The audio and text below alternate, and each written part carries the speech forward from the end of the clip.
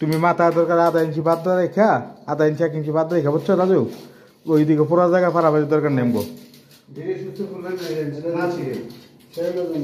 1-1.5 ইঞ্চির ভিতরে আমরা সকেট করবো, বুঝছো না?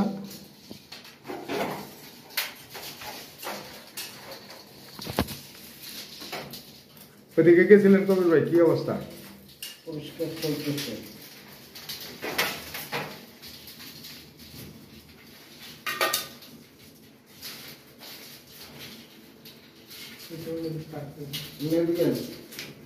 আমি